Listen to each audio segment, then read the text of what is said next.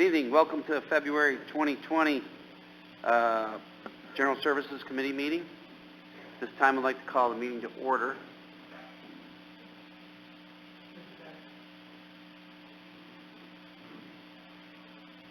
I'll call the meeting to order in a minute. Are there any additions, corrections, deletions to the minutes? Hearing none, we'll accept those. This time, privilege of the floor. We'll close that, and let's get to the resolutions. First resolution this evening is authorizing agreements with the New York State Department of Transportation, Federal Aviation Administration, and McFarland Johnson in relation to the airport baggage claim project. May I have a motion, please? Mr. Maxson, Mr. Ferris. Discussion?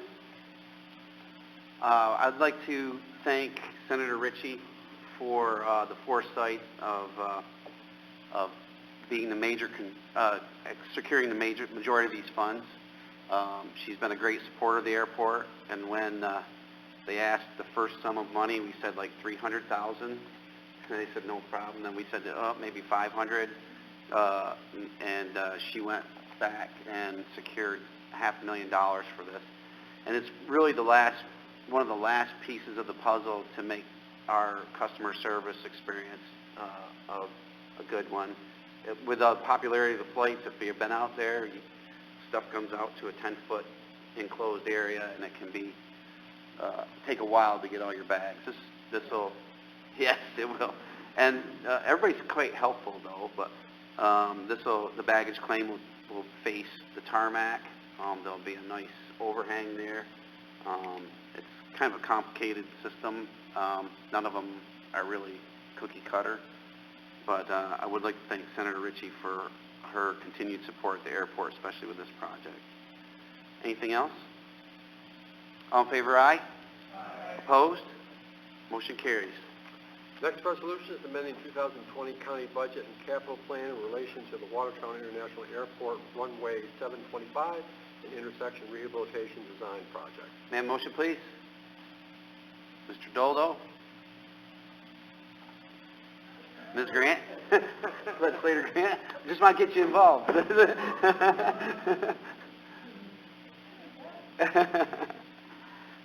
Discussion. The background on this is that this was a project that we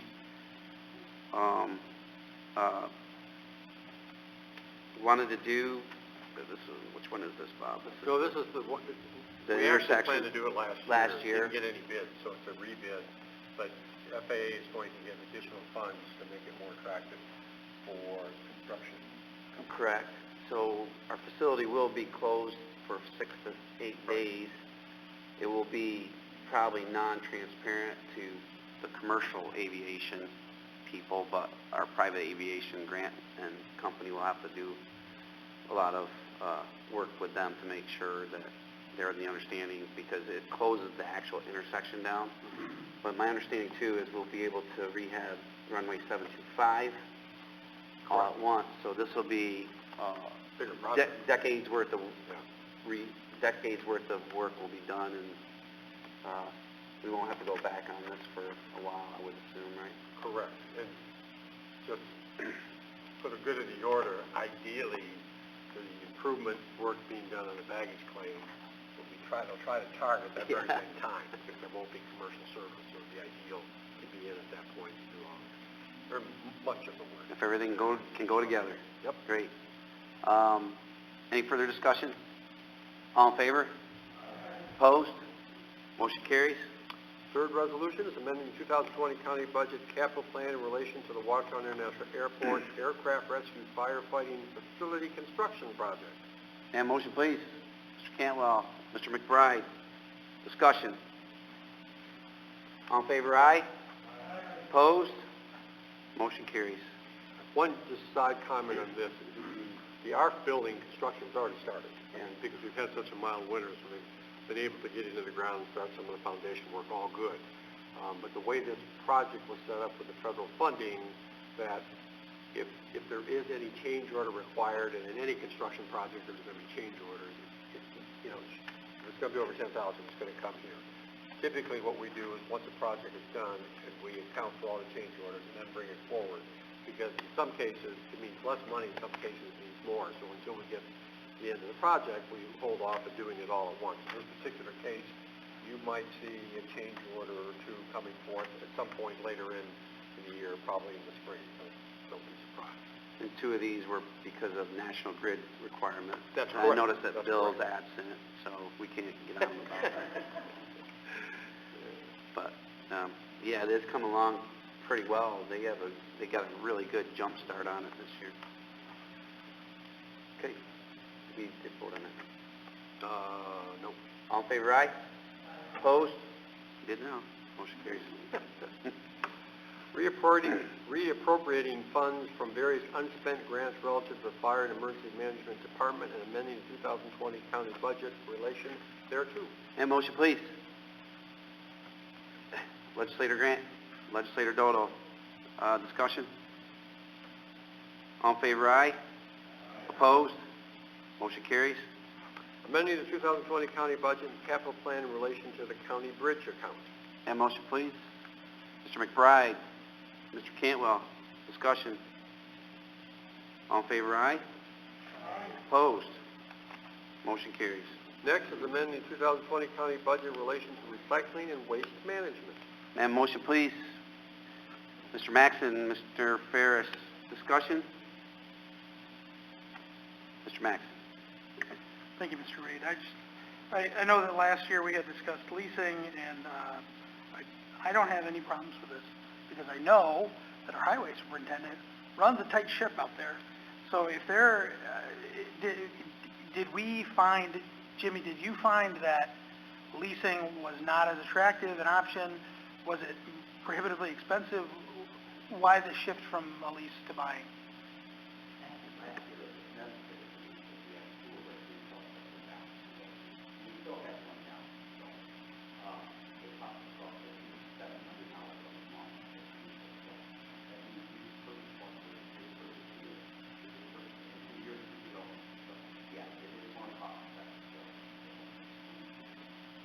So last year was more a matter of necessity at time and being able to find the money for the vehicle, right?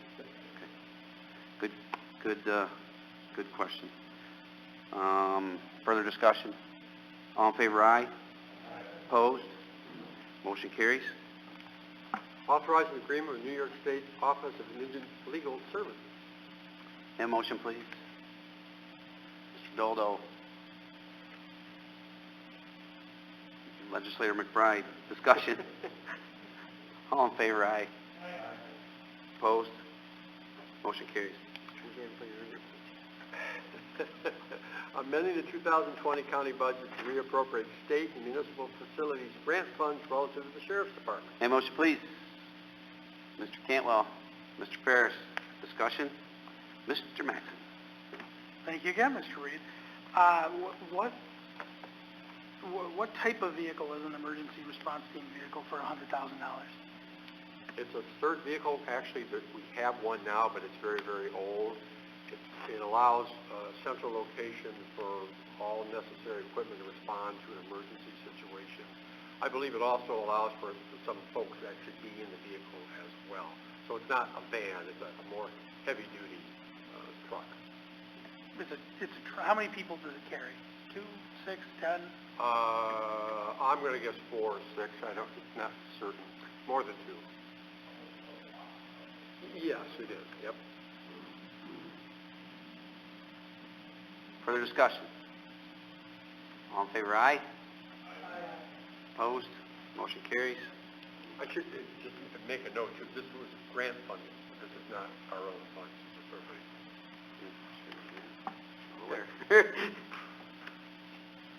Next resolution is reappropriating funds from various unspent Homeland Security grants relative to the Sheriff's Department and amending the 2020 budget in relation thereto. And motion, please. Legislator Doldo, Legislator Grant. Discussion? Legislator Maxon. Thank you again, Mr. Reed. More grant funding. I am on record historically as opposing these sorts of grants, particularly Operation Stone Garden. I will save further comments for our March meeting, but I will be voting no on this resolution now and at the full board. Very clear. Just one point of clarification. It's not more money. It's simply existing money being Yes. You know, I think we had that discussion last night, didn't we, legislator Mitch? Any further comment, questions? All in favor, aye? Opposed? One opposed. Motion carries. Last resolution is amending the 2020 county budget to reappropriate Governor's Traffic Safety Committee Stop DWI Crackdown Enforcement Grant. And motion, please. Legislator Ferris, Legislator Doldo, discussion. All in favor, aye? Opposed? Motion carries. In your packet, there is a Bureau of Weights and Measures report. I'd like to thank the department heads for coming, and I would like to welcome Christine as our new Director of Probation. Thank you very much, and you, probation has a good history of attending our meetings, and we look forward to working with you in the future. Congratulations, and we look forward to working with you. Okay, we have a few other items. Yes, actually, Jim decided to come forward to make a guest appearance. He was on television Don't hide, last night. Jimmy. And he wants to report on a couple initiatives. You don't have to put the pancake makeup and all the stuff on for us. Yeah, all that good All stuff. right. I appreciate it. So, we're talking trash again, so... That's one of my favorites. Mr. Reed's favorite, that's correct. I wish it wasn't at times, but Yeah. So, first of all, thank you, Bob, for passing that out. First of all, I was going to talk about the mattress recycling. We were kind of unexpected that it was going to hit the news scene that early, but this is something that DANK has been promoting for the last 3 or 4 years, and actually Lewis County bought into it, and St. Lawrence County, and we're the last county to buy into it, mainly because we didn't have the facility space to accommodate the mattress collection. And so we had to accommodate or make that space in our e-waste building. And we had such an abundance of e-waste that took some time to remove and trying to get things so we could accommodate the mattresses. What this is just trying to save airspace for what DANK is at the landfill. What it is they feel that there's a need. It does. Mattresses take up a lot of space, and they feel there's about 16,000 mattresses that are in the landfill a year.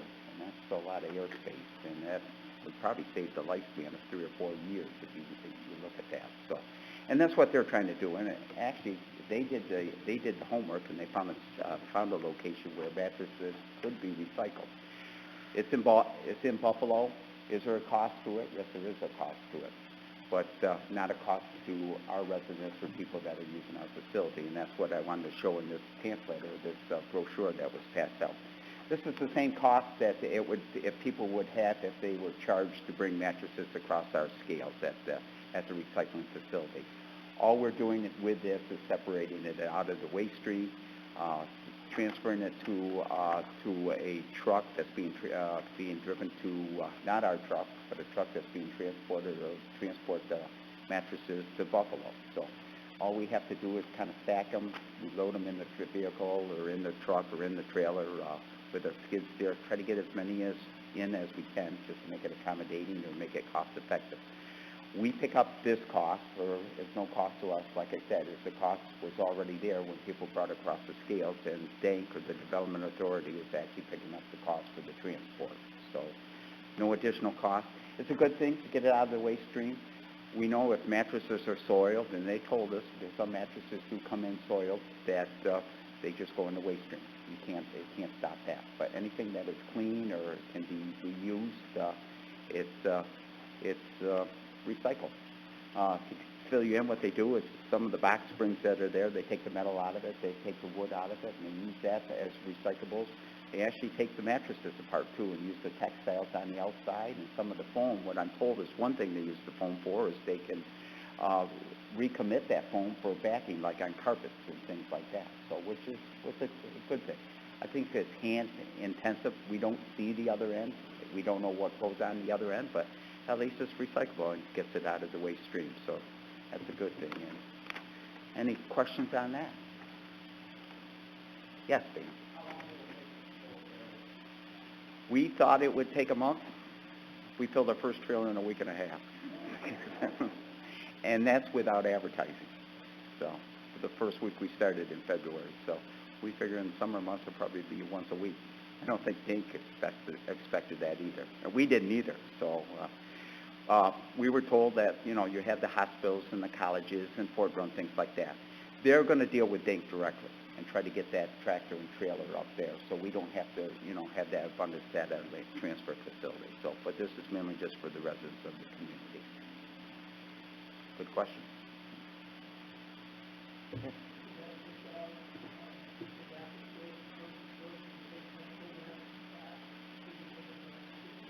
We're unsure because I know Raymar and, well, I hate to say it, I can say it, but Raymar and Flanagan somehow has their own process that they do recycle mattresses and other furniture like that, which is a good thing. We have not seen it from some of those box stores or other stores. I know it, I can see it might be coming. Yeah. But it's still going to cost them to come across the scales. It's not a free charge. So, yeah. And I don't know, actually, I think a bunch of them were in the waste stream. And I think now they'll be separated out, which will be a good thing. Yes, Mr. Bell. Jimmy, did you say that the soiled mattresses aren't going there? Sometimes mattresses, people put them in the garage, they set them outside, they are soiled. Sometimes they use, you know, the dogs Yep. and cats are allowed to lay on them. But those are going to go in the landfill. Those are and going in the landfill. So they're trying to be... So somebody's got to kind of sort through them and decide which is... And pretty much, you can distinguish those. And sometimes it's a matter of just visually saying, no, please take that over on the transfer side instead of recycling it here. And as far as the fees, is any of that going to Dank, or they're picking up the whole... They're picking up Yeah. the charge. They'll There's- probably be charging us because we don't know the quantity till it gets there. But we done we ran our figures. We know that we can't be hurt by $10 minimum across the scales or the similar tonnage fee that we have. So, And they're supplying the trailer and the trucking? And yes, they are. Very good. Thank you. Anything else on that topic? Well, as long as we're talking solid waste transfer station, Yay. Jim's got a couple other updates. Mr. Reed always asks for some information of how we did in previous years, or sometimes he asks for the previous months or weeks. I can't accommodate him that quick. But he keeps close tabs on me, so which is a good thing. But he is very concerned and conscientious, and he does know what's going on out there in the field. So this just kind of shows you the last 3 years of where we were and where we're going now. And it was kind of a surprise to us. Well, not really, because we talked about that roll-off truck. We knew that we were running a lot more than we used to. And this actually, it typically shows what's happened in the last year. There's actually been an increase of last year. It's been over 1,000 tons. So from 2018 to 2019, as far as recyclables. As you can see, the increase in about 800 and some tons since 2017. This gives you a monthly figure across the top chart. I'm talking about the recyclables received, and it gives you the year-end totals at the bottom. So participation rate is up. It is up. Now, whether there's some spin-offs where people were taken to other cardboard places that were recycling that and found out there is no market, which we're finding that out. But we think that the community is buying into it. And we see that by just this evidence, too. So, as far as the solid waste, it kind of gives you a perspective there, too. We saw an increase from 2017 to 18. I think mainly that was because Fort Drum started bringing materials to us. Constant again, pretty consistent where we're taking in, where we're around 30,000 tons of solid waste or municipal solid waste. It's a little over that, around 34, 35, 36,000 tons now. So that's remaining the same. So the 2018 was when Fort Drum was bringing us, They started bringing the municipal solid waste to us, yes. and that's from their commercial buildings or their offices. Yes, it is. Any questions? Yes, Mr. Harris.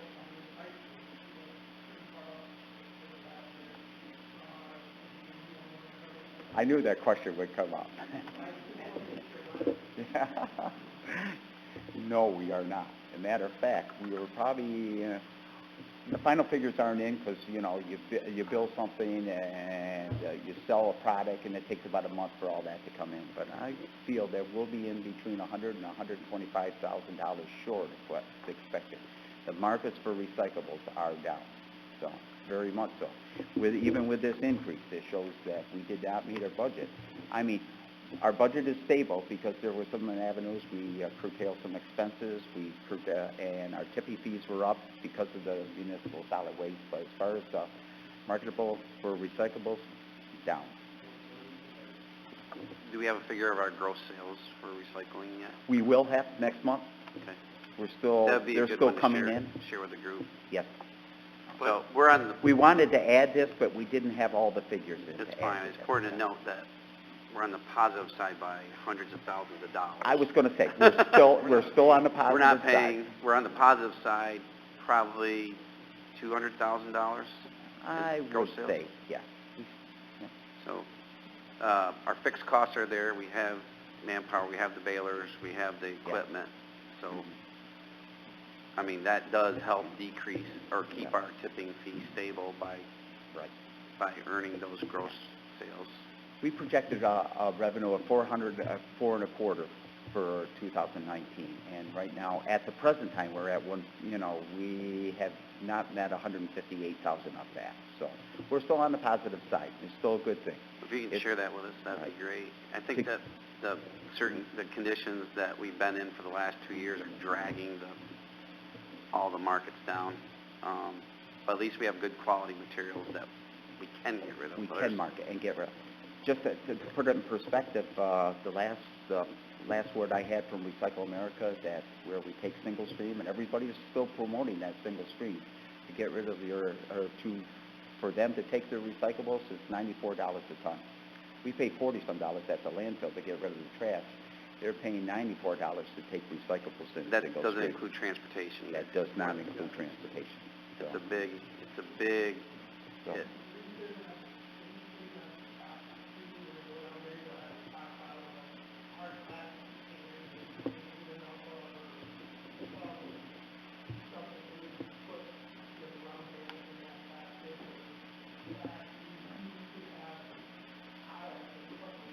You're right. Difficult. It's more difficult around the Christmas season because mills shut down, mills that are working with the plastic and things like that. And plastic is very difficult to get rid of. We are studying on quite a bit of plastic. They told us they could start taking it in February, so we have yet to move it.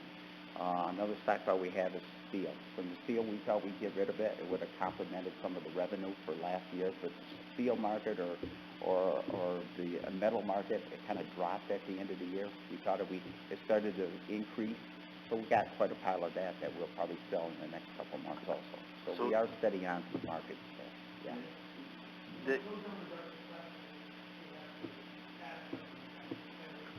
Yep, it's kind of setting that. That's right, it's setting that. It's kind of cash in the bank, or hopefully they don't charge us for taking, So far, we're selling that. Those commodities we can sit outside. Paper has to go when it comes out of the baler. It's got to go in a truck. But the other stuff, we've got room, right? The steel ain't going to get any more rustier. No, I can't. So, but the important thing, when we talk about the alternative, $195 or $94 to $105 a ton to pay to get rid of recycling, pay for the transportation. We're doing the right thing. We're still getting gross sales to positive, significant, but we're also not paying for transporting this material anywhere. The trucks come and get our material and leave, and we're not expending those costs. So, very good. Jimmy, will you just tell us what your biggest stockpile is? It's probably stone, isn't it? Yeah, he stashes that stuff everywhere. It's funny because I had a conversation about the Arsenal Street Bridge with somebody, and I said, I wonder if Jimmy knows about the stone, and they said he's already on it. The glasses I've acquired it. I can't say what for, but I've acquired it at significant. But that's money in the savings. bank and savings for the county, and Very I got to much. give you a lot of credit for that. Yeah. Yeah. It's gold. It is gold. yes. Yeah. Do we So- do we know where all the stockpiles are, or do that, you just keep that in a I, little notebook? some He's things I got them have to... stashed all over the county. Yep. But it's a good thing for the county because you're saving us a ton of money with that. Well, and thank you for that. So, yeah. I think it's a good idea, but I did think of you when they were taking it down, and I was already beat to it, so. Thank you. Jim, thanks a lot, Yeah, thank appreciate you. it, very detailed. We have one more item, can you drum roll, please? Actually, two items of importance. One, just this Friday is the 14th, but it's also the date that we need to submit our initial plans to the state for the Ready project. And there are 3 road projects that Jim will be involved with, whether it's county crews, it's contracted, all that's yet to be determined. The design will take place this year, but the original engineer report had to be submitted by Friday, which is rather extensive. Typically, that takes about a year to do when it's being done in about 60 days, give or take a little bit by the firm that we are utilizing. But anyway, that'll be submitted on Friday, so we stay ahead of the curve and these projects will move forward. The other item of interest is we started with 3 different resolutions for the airport. For the month of January, the number of passengers are up 36% from the prior year, which at that point had been a high in terms of our relationship with American Airlines at 3,100 passengers. For this particular January, we're up at 4,200 passengers. So certainly moving in the right direction, or continue to move in a steady movement forward. So that's very positive. I want everybody to know that. This fall, they'll get their bags. Yeah. So, it'll all work out. But that's tremendous opportunity. A lot of that had to do with American believing in our market. They added that 3rd flight at their own cost, their own expense, and it seemed to work out well for them. I'd say it paid off pretty nicely for them. I would like to add For everybody. one more thing. I want to thank David for his hard work on getting our money for a little piece of property that has been the bane of our existence for a while. So the customs, the federal government has paid us close to $300,000 for a piece of the parking lot that we owned up by customs that is going back into highway projects. So David, thank you. When I first got on the board, they wanted us to repair that up there. I said, why are we going up there to repair their parking lot? Let's give it to them. And they didn't want it. They wouldn't take it. So good thing. Now we're getting paid for it. So yeah. So that's done. But that took literally years of work, and I appreciate it. They whittled us down a little bit, but that's not your fault. So, Legislator Doldo. Apparently we have a question from Hawaii. Have we started collecting the additional $10 per pickup of recyclables? You tell him. Can you tell him? You can tell him he's listening. Yeah. Yeah. Blame National Grid for our cost over our change order, please. No, just kidding.